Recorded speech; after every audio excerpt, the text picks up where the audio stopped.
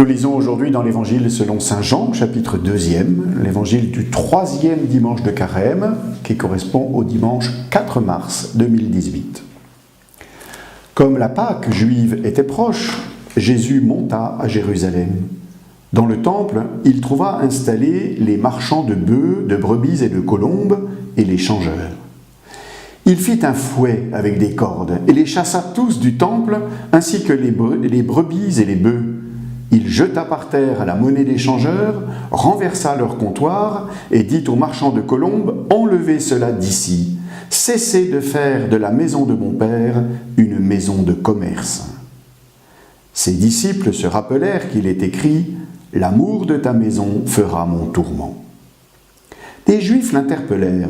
« Quel signe peux-tu nous donner pour agir ainsi ?» Jésus leur répondit « Détruisez ce sanctuaire, et en 3 jours, je le relèverai. » Les Juifs lui répliquèrent « Il a fallu 46 ans pour bâtir ce sanctuaire, et toi, en 3 jours, tu le relèverais ?» Mais lui parlait du sanctuaire de son corps. Aussi, quand il se réveilla d'entre les morts, ses disciples se rappelèrent qu'il avait dit cela. Ils crurent à l'Écriture et à la parole que Jésus avait dite. Pendant qu'il était à Jérusalem pour la fête de la Pâque, beaucoup crurent en son nom à la vue des signes qu'il accomplissait. Jésus, lui, ne se fiait pas à eux, parce qu'il les connaissait tous et n'avait besoin d'aucun témoignage sur l'homme. Lui-même, en effet, connaissait ce qu'il y a dans l'homme. Cet épisode des marchands chassés du temple est véritablement une action d'éclat. Elle a dû marquer les esprits, en particulier ceux de ses disciples, puisque les 4 évangélistes rapportent cet événement. L'un d'entre eux dit même que Jésus se mit en colère en voyant les changeurs et les marchands. Nous pouvons être surpris qu'il y ait de tels personnages dans le temple. Lorsque nous allons à l'église, il n'y a pas ainsi ces personnes qui font du commerce. En fait, cela vient d'abord du culte qui est rendu. Le culte est rendu au temple avec des offrandes d'animaux. Il faut donc bien pouvoir acquérir ces animaux. Et voilà pourquoi il y a les vendeurs de bœufs et de brebis, parce que vous n'allez pas nécessairement venir avec un mouton dans vos bagages. Et puis, deuxièmement, il y a des gens qui viennent de partout et qui n'ont pas nécessairement la bonne monnaie, d'où l'importance d'avoir des changeurs pour pouvoir échanger les monnaies. Mais si c'est pour le bien du culte que ces personnes sont là, il ne faut pas oublier que la raison d'être du temple, c'est bien d'abord la gloire de Dieu. Le temple est considéré comme le lieu principal de la ville de Jérusalem, le lieu même autour duquel le monde tourne. C'est comme l'axe du monde, parce que c'est le point de contact entre la terre et le ciel. Dans le temple, Dieu est réputé habiter, et parce qu'il y habite, c'est lui seul qui devrait être honoré. Et voilà pourquoi Jésus, face à cette multiplicité des changeurs, est agacé et finalement invite à l'essentiel. Dans notre rapport avec Dieu, et c'est à cela que nous sommes invités, nous pouvons nous demander, y a-t-il du marchandage ou sommes-nous juste dans le désir d'une relation gratuite avec Dieu?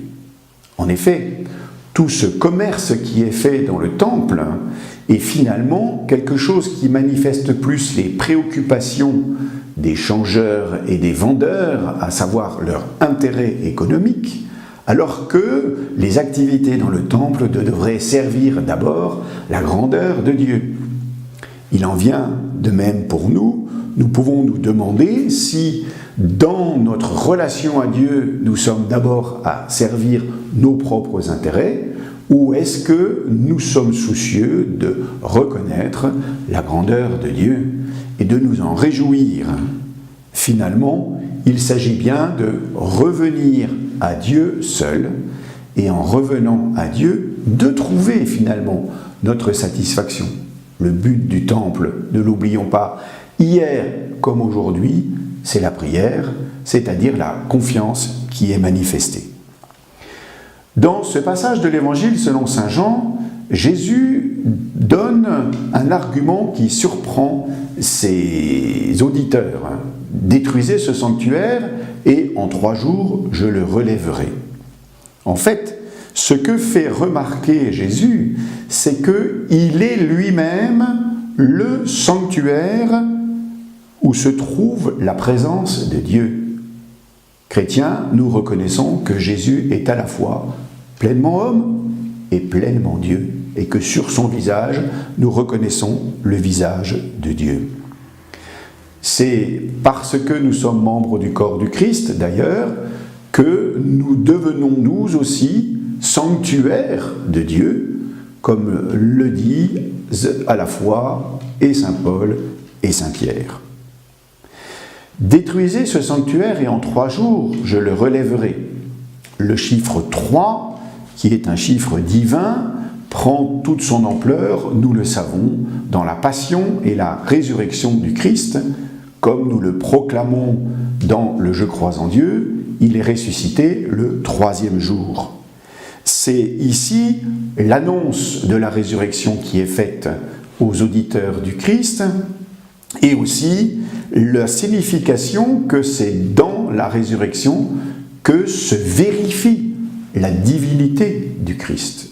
C'est d'ailleurs pourquoi tant de personnes ont du mal à comprendre que le Christ puisse être ressuscité s'il ne s'intéresse qu'à son humanité.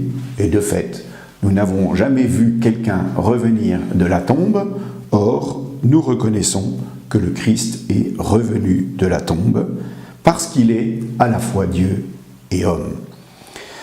La foi des disciples en est stimulée, et l'évangéliste nous précise que, après la résurrection, ils vont comprendre le sens profond de ces paroles.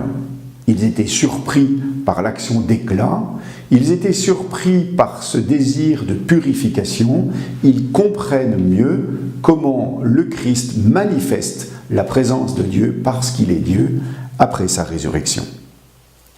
Il nous est précisé que nombreux sont ceux qui croient en lui à cause des signes qu'il accomplit, qui finalement se laissent interroger et peut-être même stimulés par cette volonté de purification qui est exprimée ici. Mais l'évangéliste nous précise que ceux qui croient en Jésus, s'ils sont nombreux, Jésus lui-même ne leur fait pas tout à fait confiance, car il les connaissait tous. Il est vrai que l'être humain est un être changeant. Comme le dit un psaume, l'homme, cœur double, lèvres menteuses. Et de fait, nous sommes capables de mentir, c'est-à-dire de ne pas faire correspondre ce que nous pensons, ce que nous disons et ce que nous faisons. Or, Dieu seul, lui, fait correspondre tout à fait son intention, sa parole et son action.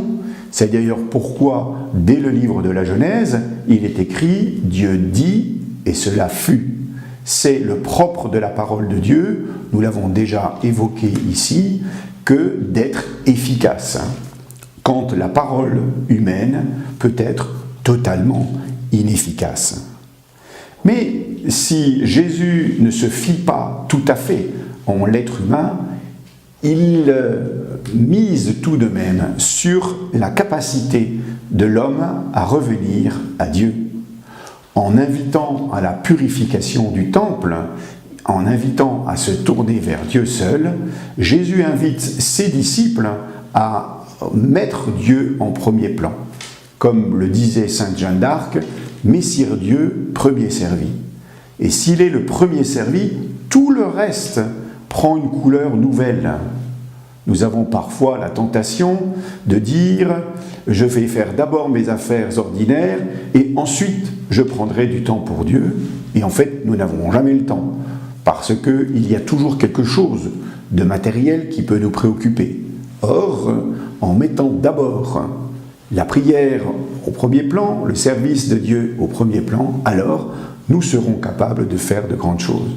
C'est d'ailleurs pourquoi, dans la tradition chrétienne, le premier jour de la semaine, c'est le dimanche, c'est le jour que nous consacrons à Dieu pour que tout le reste de notre semaine en soit transformé. Dans l'annonce de sa mort et de sa résurrection, Jésus invite à se mettre en deuxième plan pour la gloire de Dieu. Il faut mourir afin de vivre. Question que nous pouvons débattre aujourd'hui. Depuis le début de Carême, qu'avons-nous dépoussiéré dans notre vie spirituelle ? Bonne réflexion.